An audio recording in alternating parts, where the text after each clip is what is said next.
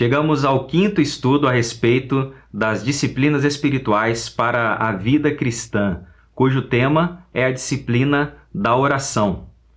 Deus fala conosco através da sua palavra, por isso é muito importante que nos dediquemos à disciplina da absorção bíblica.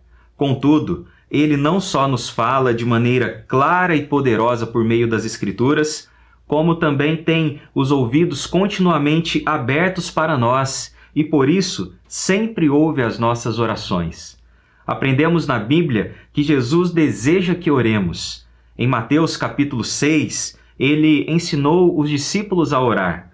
Em Lucas capítulo 18, ele enfatizou que seus discípulos devem orar com perseverança.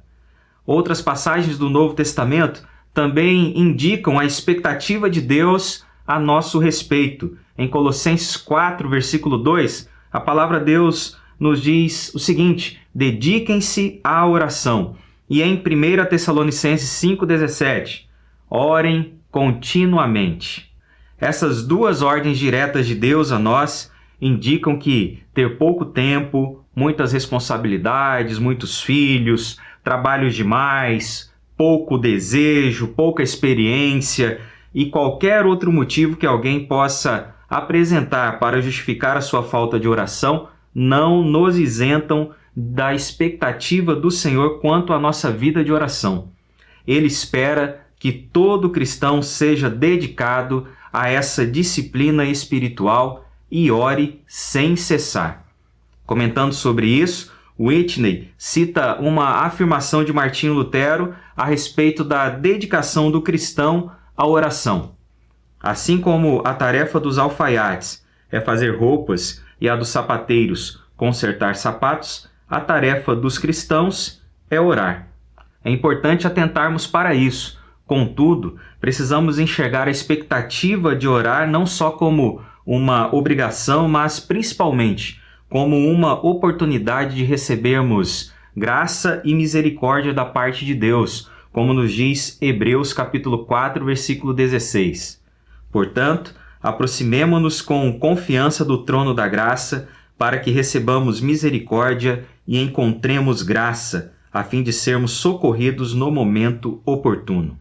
A busca pela maturidade espiritual consiste no empenho para sermos semelhantes a Jesus Cristo. Sabemos que Jesus orava habitualmente. Em Lucas capítulo 5, versículo 16, nós temos que ele se retirava para lugares desertos e ali orava. Portanto, se queremos ser como ele, a oração não deve ser uma mera obrigação para nós, mas uma forma de nos relacionarmos com o Pai.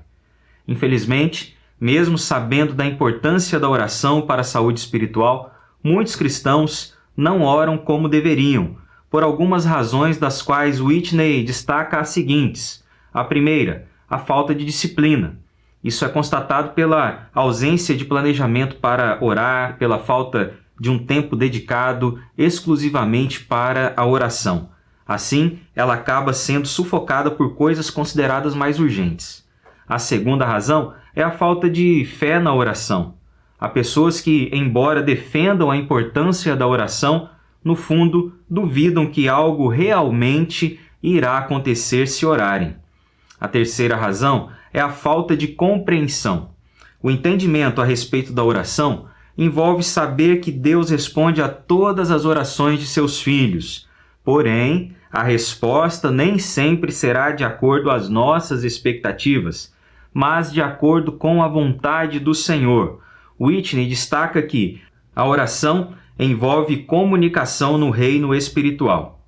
Muitas orações são respondidas de formas que não podem ser vistas no reino material. Muitas orações são respondidas de formas diferentes daquilo que pedimos. A quarta razão é a falta do senso de proximidade de Deus. Quando nos sentimos tão próximos do Senhor que praticamente esperamos ouvir a sua voz de forma audível, não necessitamos ser instados a orar. No entanto, normalmente não nos sentimos assim. Embora seja verdade que a oração, bem como todos os aspectos da vida cristã, deva ser governada pela verdade das Escrituras e não por nossos sentimentos, a fragilidade de nossas emoções frequentemente corrói o nosso desejo de orar.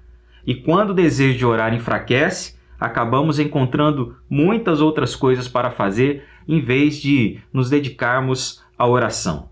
A quinta razão é a pouca consciência da real necessidade da oração. Há períodos em que a vida parece sob controle.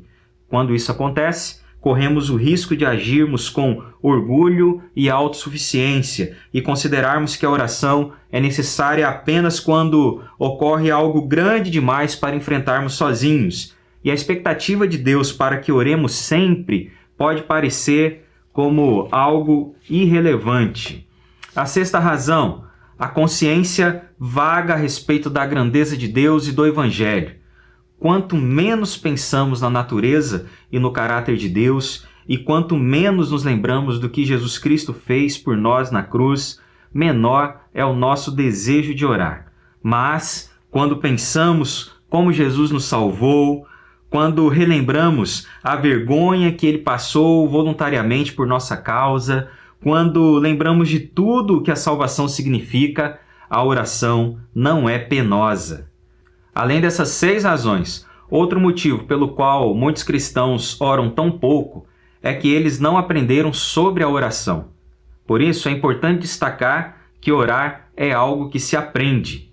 Em Lucas capítulo 11, versículo 1, nós temos o pedido dos discípulos a Jesus para que ele os ensinasse a orar. A resposta foi o ensino de Jesus sobre como orar.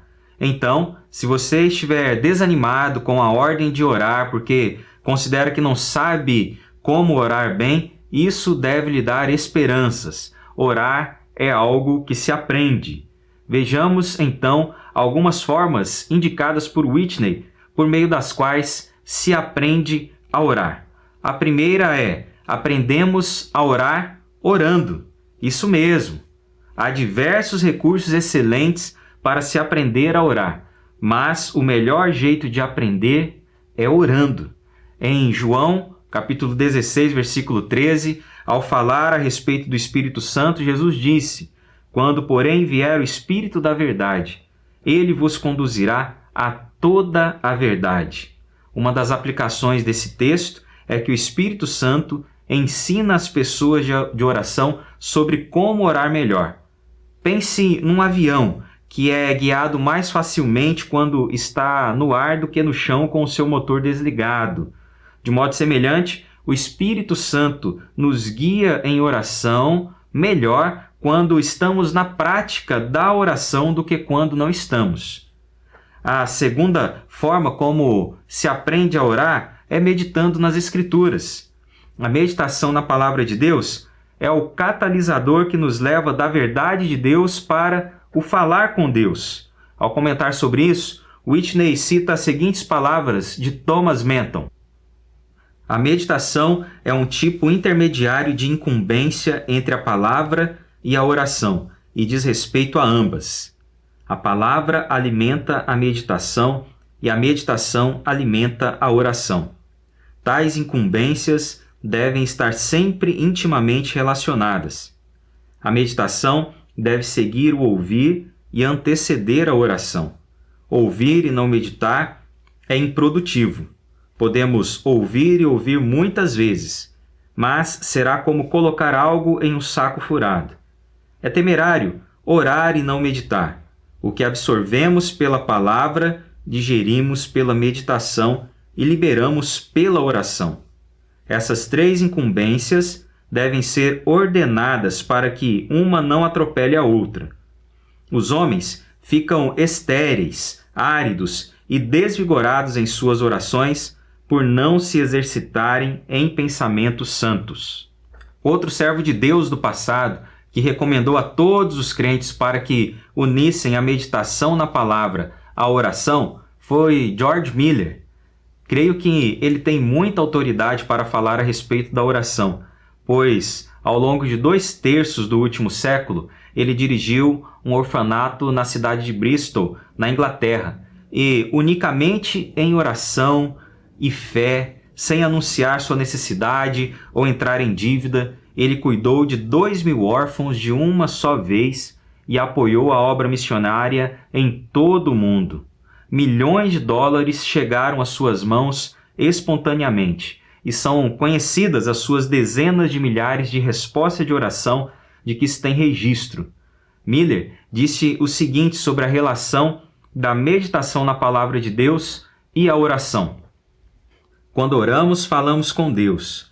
Agora a oração, para ser continuada por qualquer período de tempo, de qualquer maneira que não seja formal, requer, falando em termos gerais, uma medida de força ou desejo piedoso. E o momento, portanto, em que tal exercício da alma pode ser mais efetivamente realizado é após o espírito ter sido nutrido pela meditação na palavra de Deus, onde encontramos nosso Pai falando a nós para nos encorajar, consolar, instruir, humilhar, reprovar. Podemos, assim, meditar proveitosamente com a bênção de Deus, embora sejamos tão fracos espiritualmente. Ou antes, quanto mais fracos somos, mais necessitamos da meditação para fortalecimento do nosso espírito interior. Assim, há muito menos a se temer em relação ao vaguear da mente do que se nos dedicamos à oração sem antes termos tido tempo para a meditação. Portanto, aprendemos a orar meditando nas Escrituras. Como Whitney afirma, a meditação é o elo perdido entre a absorção bíblica e a oração. Aprendemos a orar também orando com outras pessoas. Os discípulos pediram a Jesus para que os ensinasse a orar. Eles aprenderam não apenas ouvindo os ensinamentos do Senhor, mas também estando com Ele quando orava. De modo semelhante, aprendemos a orar quando oramos com outras pessoas que podem servir de exemplo para nós. Contudo, o objetivo não será o de conhecermos novas palavras ou novas frases para as nossas orações, mas para aprendermos princípios da oração. Por exemplo, um irmão em Cristo pode nos ensinar como orar baseados nas Escrituras. Outro pode nos ensinar muito sobre como interceder por missões. Orar regularmente com outros cristãos pode ser uma das experiências mais enriquecedoras da vida cristã. Também aprendemos a orar lendo sobre a oração. Sabemos que ler sobre a oração em vez de orar não ajuda em nada. Porém, ler sobre a oração além de orar pode ser uma forma valiosa de aprender. Provérbios 13, versículo 20, diz: quem anda com os sábios será sábio. Por isso, ler os livros dos sábios da oração nos dá o privilégio de andar com eles e de aprender o que Deus lhes revelou sobre como orar. Ler a respeito do que outros servos de Deus aprenderam sobre a oração com base no que estudaram das Escrituras pode ser um instrumento de Deus para nos ensinar o que de outra forma não aprenderíamos. Estamos quase no fim deste estudo, mas antes de terminar, eu gostaria que você se lembrasse que Deus sempre ouve as nossas orações. No Salmo 65, versículo 2, Davi se dirige ao Senhor da seguinte forma. Ele diz: ó tu que ouves a oração. E além de ouvir, Deus também responde. Não há oração que fique sem resposta.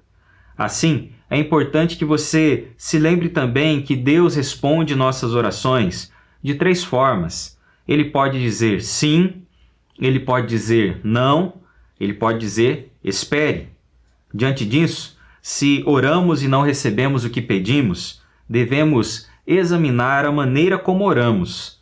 Devemos fazer algumas perguntas a nós mesmos e a Deus. Será que estamos pedindo coisas que estejam fora da vontade de Deus ou que não o glorificam? Estamos orando com motivação egoísta? Estamos deixando de lidar com o tipo de pecado ruidoso que faz com que Deus coloque todas as nossas orações em espera? No entanto, é possível que não exista nada de errado com a nossa maneira de orar. E, na verdade, para Deus ainda não chegou o momento de nos conceder o que estamos pedindo. e ele deseja que perseveremos em oração pelo assunto enquanto aguardamos. Outra possibilidade é que não existe nada de errado com a nossa maneira de orar, porém a resposta do Senhor é não, pois a vontade dele é diferente da nossa. Na Bíblia, temos o exemplo de Paulo, que sofria de um mal que o atormentava e que ele chamou de espinho na carne. Em 2 Coríntios, capítulo 12, do versículo 8 até a primeira parte do versículo 9, Paulo diz o seguinte sobre a sua oração e a resposta que obteve do Senhor. Pedi ao Senhor 3 vezes que o tirasse de mim, ou seja, o espinho na carne. Mas ele me disse, a minha graça te é suficiente, pois o meu poder se aperfeiçoa na fraqueza. Quando concebemos a oração não como uma obrigação, mas como um meio de nos relacionarmos com Deus e obtermos mais da sua graça em nossas vidas, continuamos nos alegrando nele até mesmo quando a resposta dele às nossas orações são diferentes daquelas que desejamos.